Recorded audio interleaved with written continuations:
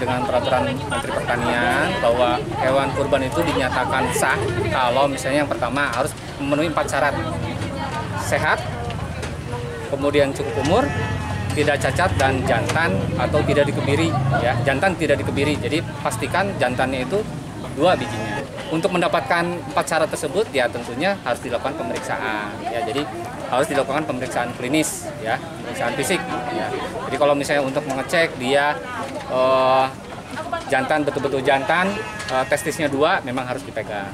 Kemudian kalau misalnya untuk mengecek umur, cukup umur itu dia harus kita lihat giginya sudah bengkak atau belum.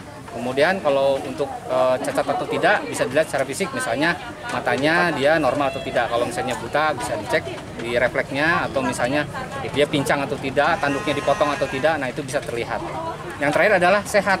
Nah, untuk pemeriksaan kesehatan sederhananya adalah pertama biasanya dicek suhunya. Nah, suhunya normal atau tidak. Kalau kita punya 7 titik checkpoint ya. Pertama di Cihanjuang ya, di atas, di Ciberem, kemudian di Nanjung, di Cangkora, di Padasuka itu batas nanti yang aksesnya keluar dari tol Padalarang ya. Dari akses tol Baros kita ada di Baros. Itu titik-titik poin ada 7. Seperti halnya penanganan COVID. Ya. Ada razia apa atau pemeriksaan khusus? Razia hewan, bukan razia kendaraannya ya, hewannya ini.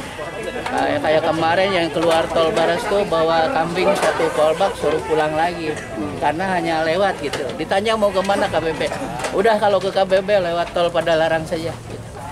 Iya. Jadi kalau dulu kan orang, nah sekarang domba sama sapi ini. Jadi saya juga mengimbau kepada masyarakat bahwa penyakit PMK ini tidak menular kepada manusia. Jadi hanya ditularkan dari hewan ke hewan.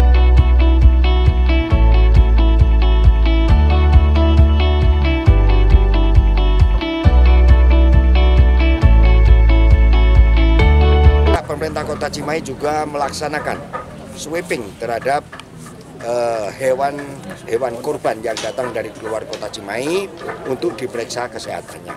Minimal punya SK atau surat keterangan bebas ataupun sehat dari dokter hewan atau dari pemerintah sehingga bisa masuk ke Kota Cimahi. Nah, ini kita upayakan agar di Kota Cimahi hewan-hewannya steril dan siap untuk dijadikan korban. Ini salah satunya adalah upaya pemerintah Kota Cimahi untuk memeriksa terhadap hewan-hewan korban. Dan ini perlu diketahui juga bahwa hewan korban ini jangan takut bagi yang belum diperiksakan hewannya, supaya diperiksakan kepada Dispangtan Kota Cimahi yang nanti akan diperiksa oleh dokter hewan. Bukan berarti dicari yang lain-lain, akan diperiksa sehat atau tidak. Apabila tidak sehat akan diberikan pengobatan yang mana selama 3 hari itu akan sehat kembali termasuk bagian